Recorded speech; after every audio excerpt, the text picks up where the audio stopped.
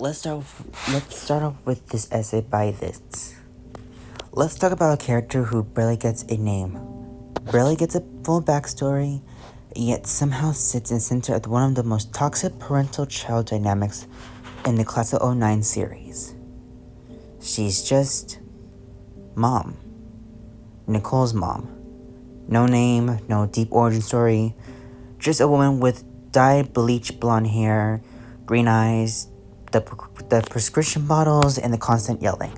Funny how I choose this character to be in my essay video, but let me explain why. About Nicole's mom, everything we know comes straight from the games and the wiki summaries that I've collected of what the narrative actually shows. And sorry, I'm trying to use bigger words since the speed paint video is like about almost 10 minutes long. So yeah, sorry. From the sources, she went to a high school in her 70s, which that puts her in her mid-40s or early 50s. She has 2 kids. One of them is Nicole, born around 1991, and an older son who is 26 or 27 years unemployed, living in a basement, and eventually arrested for controversial reasons. She's been divorced at least 8 times, which from the intro, in Nicole's own words, if the divorce rate is 50-50, her mom landed on tails like 8 times. House after restraining order, alimony checks that keeps on the lights, a job at a deli when she feels like working, and a heavy dependence on prescription drugs and wine that will never bother to romanticize. Knowing her mom, she argues with Nicole almost every time they share a scene. She yells, she threatens, yet she doesn't do anything except calling the police on Nicole on that one route when Nicole got expelled. That usually would be the case when earlier that she often refused to believe Nicole about her harassment or abuse at school. There's even a route or multiple times where her mom tells Nicole to suck it up in a nice way, and yet there's no moments where she shows concern. She pulls Nicole back from this. There's no, she doesn't pull Nicole back from attempt suicides or overdose in some paths. She tries to comfort her when Nicole makes false accusations against her teacher, since this is the mother's point of view, not Nicole's. That's just the full public picture. No secrets, no redemption arcs, no hidden trauma dumps that suddenly excuse everything. Just this. So why does a part of me feel bad for her? Well, her life is a slow-motion car wreck she never fully escaped. 8 marriages, 8 failed attempts at stability, a son who's a complete deadweight and a predator, a daughter who completely calls herself a sociopath and seems determined to burn every bridge. I keep stuttering, sorry. A husband who shot himself and let him know to blaming her child. An event that happened right away the moment they were supposed to move again. She's the one who's packing the boxes, crying, filling the school phone calls, living on alimony checks and pills, and aging in a house that never stays the same for long. The constant relocation wasn't just hard on Nicole, it was hard on her too.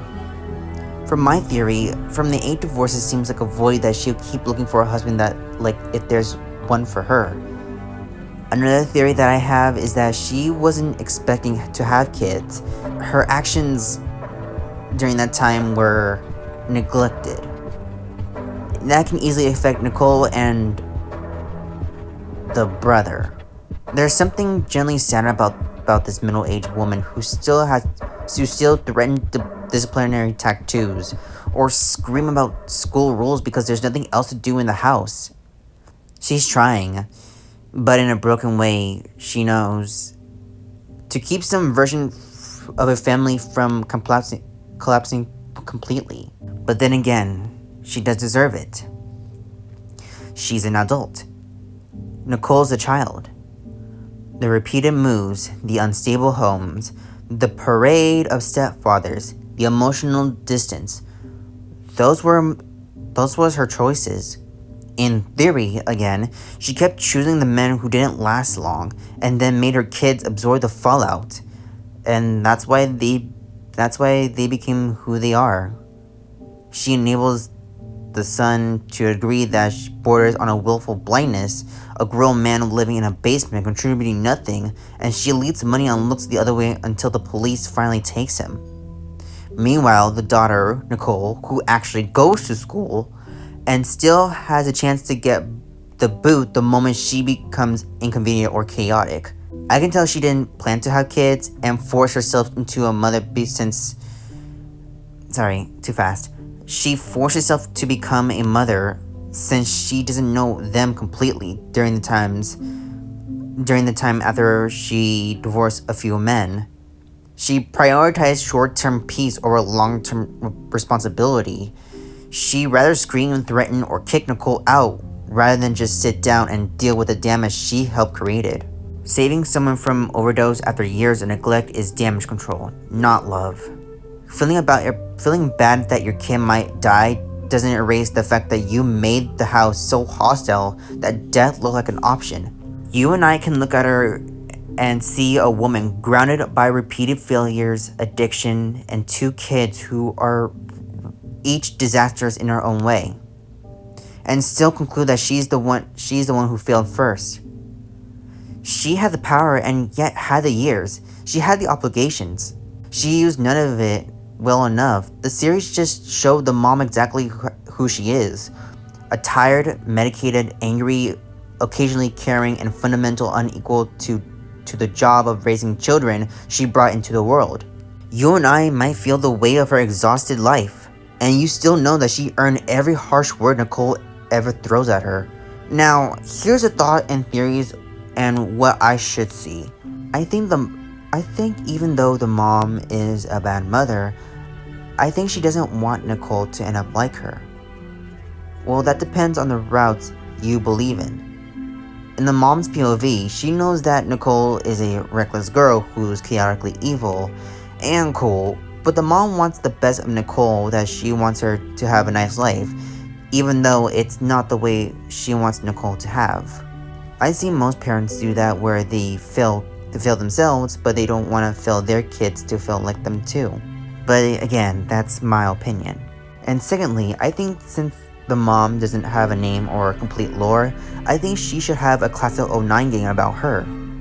Now hear me out.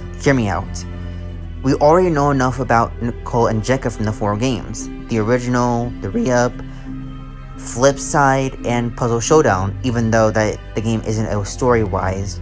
But I'll explain.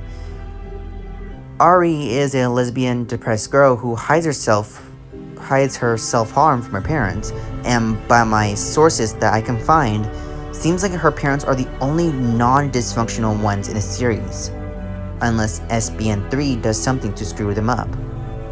Kelly has her own routes in Puzzle Showdown, which I'm technically fine with that. I'm just surprisingly happy that I'm just like, my favorite ending was the Paralympic Olympics. And Emily, she's a lot worse than Nicole, and definitely not the guys or adults, since SBN3 portray them as evil and vile people. Nicole's mom is the only character that makes sense to have another story. It goes like mom affects Nicole, so she got Class of 09 and re-up, and Nicole affects Jekka, so we got Flip Side. Nicole's mom is the root why Nicole is like this. But it would be a strange and exhausting game to play. The series works best when it stays mean, teenage, and female focused. Expanding to tired, narcissistic mother simulator, which is Nicole's mom, might give us answers, but it risks standing off the exact edge of what Class of 09 hits so hard. That's all I can say about my thoughts and theories about Nicole's mom. So yeah, that's the video for today. So again, it's fine if you agree or disagree. I just like to hear your opinions. Just feel free to comment down, and of course, I'll promise I'm already getting started on the chapter 3 script. So I'll see you guys soon.